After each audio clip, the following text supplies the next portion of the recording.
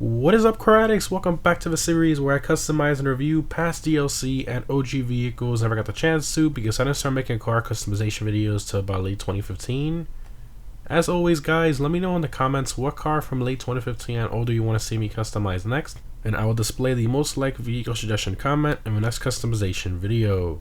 So in today's video, we're going to be customizing the Vapid Guardian.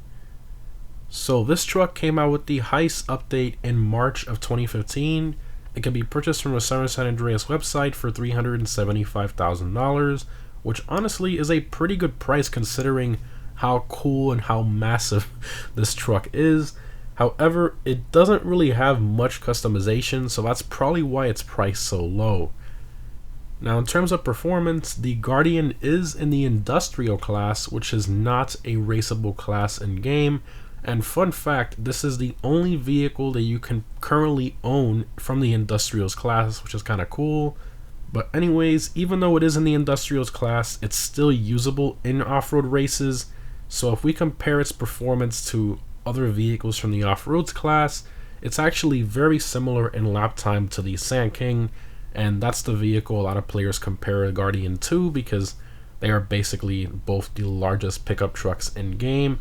And the Sand King is slightly longer, the XL very slightly, but in terms of height and width and all that, they're very similar.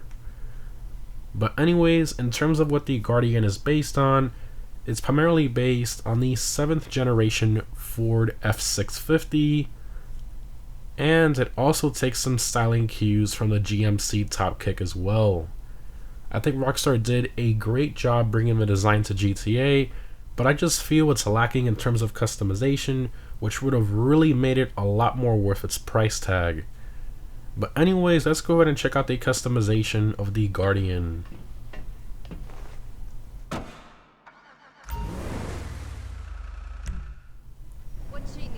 Alright, Guardian. My god, this thing is massive. Look at that, it almost touches the lights.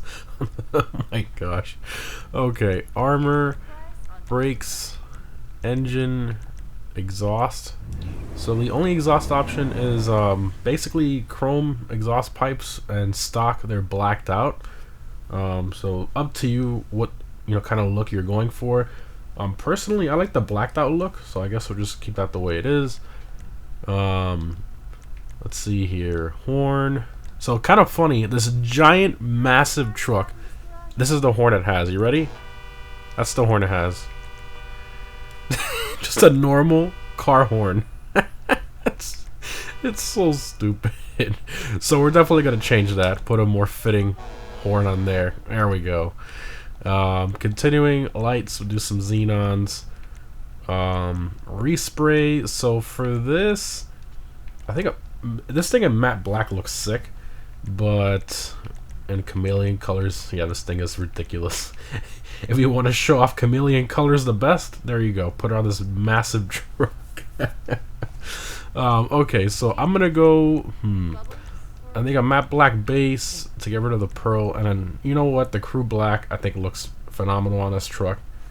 Can't go wrong. This thing in black just looks amazing with the black exhaust pipes and everything all blacked out. Some dark tints too. We'll get to that soon. Secondary color is your front bumper, the grille, the gas tank on the sides, the rear bumper, and I believe that's it. So nothing changes in here. Okay, not bad. Brake caliper is the same. There's something changing over there. Oh, that's just the bumper going through. Oh my gosh, yeah, this thing's huge. Okay, so you know what? We'll do a matte black on there to give it some contrast. I think that looks great. Crumblum goes on the doors. Okay. Suspension. So you have lowered, street, sport, and then competition and race don't do anything. It's the same as the sport. So 3 of the same thing.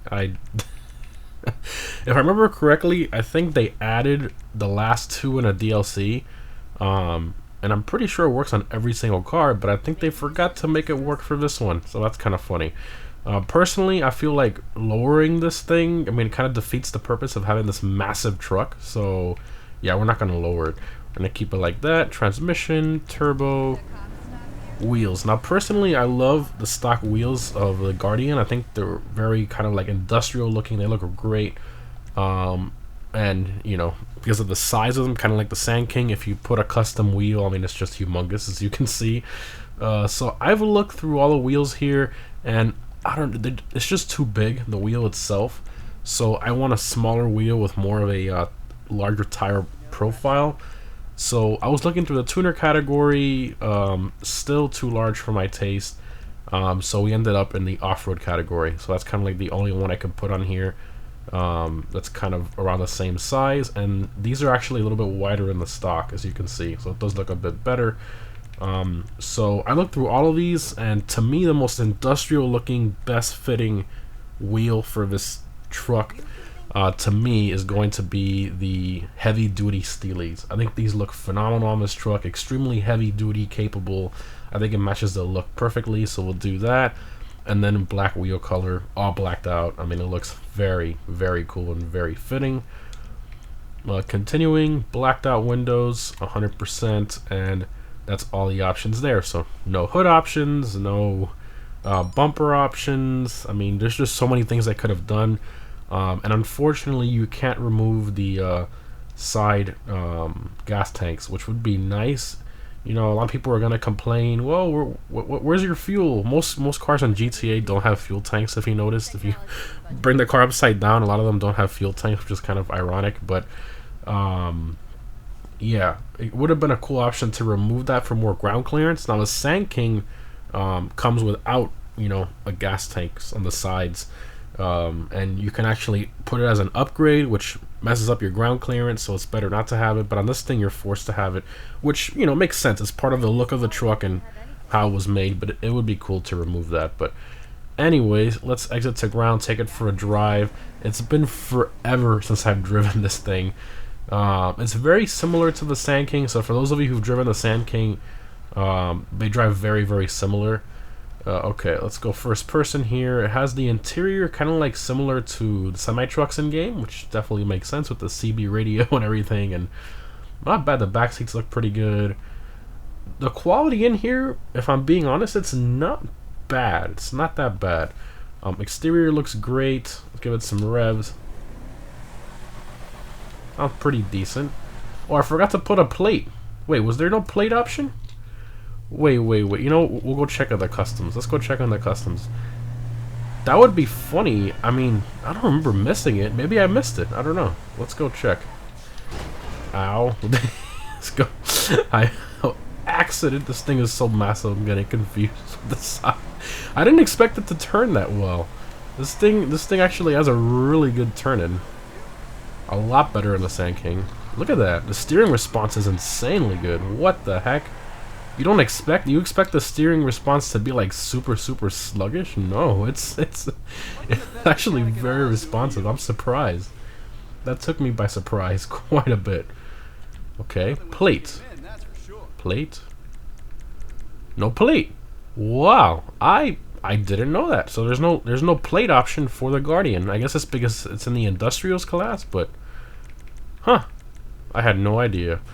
I mean, if they're gonna do that, then they should just take off the plate. What if you don't want that kind of like white plate eyesore back here with random letters? It is what it is. Okay. Man, you know what? It's actually quick. Like, it's surprisingly quick for what it is. And why is the steering response so good? And what the heck? It's like drift.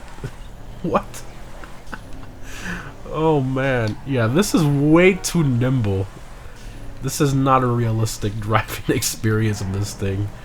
It's way too nimble. The steering response is... It doesn't feel like a heavy truck when you're driving it. It's so weird. It feels like a normal pickup truck, like a Saddler or something. That's so strange. That's so weird. Wow. That's kind of crazy. High beams. First person. The Insurgent also has a very similar interior. Digital speedometer and all that. Now this thing does break 100 miles an hour. It does like 101 depending on, you know, bump boosts and all that stuff.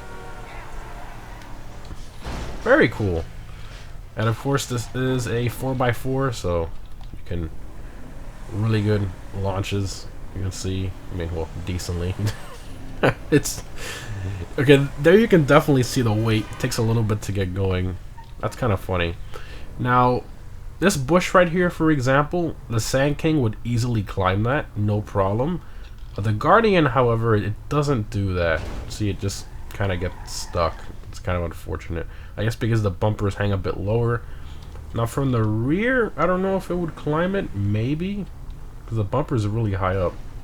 No, maybe with more speed. Yeah, there you go. You just back into it, and you can somewhat do that. And of course, it does off-road well. Again, it's very similar to the Sand King in terms of like off-roading and all that, but this one is a bit more nimble, so I guess it has that going for it. Okay, you would think it would be a lot more. The hood's already kind of popping open there. You would think it would be a lot stronger with the 100% armor for this massive truck, but okay. Vehicle doors, all nice. Love the way that opens like a semi. Engine model, if I could even see it. I have to climb on top to see it well. There you go. Okay, gotta copy and paste engine model there. Not terrible. Okay. Interior. These door panels are actually, they don't look that bad. Like I don't remember seeing this door panel used on other vehicles. I could be wrong, but very cool. Even got the grab handle there to get in the back like the real one. Stacks. So you got the giant bed with the super impractical bed back here with the tailgate. You won't be able to lift anything heavy into this bed. Remember Doug DeMuro's video that he made on the F-650? It was very, very cool, kind of like showing all that, and oh man, it kind of reminds me of that video. Very cool. But yeah, there's the Vapid Guardian, $375,000 plus upgrades. You're probably gonna be all in, I'd say somewhere around 500K seems about right, even though the performance mods are very cheap on this, so maybe a little bit less. But you know, depending on paint, wheels, and all that stuff, it can add up pretty quick. But let me know what you guys think of the Guardian down below. Personally, I'm gonna be 100% honest here, guys. I think the Sand King is still a better overall vehicle. It off-roads better, has more ground clearance, and I mean, it does everything better than this one. And it actually has more customization, surprisingly. It has a front bumper and grille options and such, than a DLC heist vehicle, which I'm kind of surprised about. So yeah, and it's free off the street. You don't have to pay for it. So that's kind of the reason I don't see a reason to own this other than its giant size. What really hurts it is the lack of customization. That's really what hurts it, and the ground clearance really isn't all that great. If they would have had more visual customization, I think it would be a lot more worth it, but in its current state, for its price, there's better options out there, and the Sand King is one of them. Anyways, guys, hope you enjoyed. Remember to let me know down below in the comments what car from late 2015 and older you want to see me customize next. Thanks for watching, guys, and I'll see you in the next one.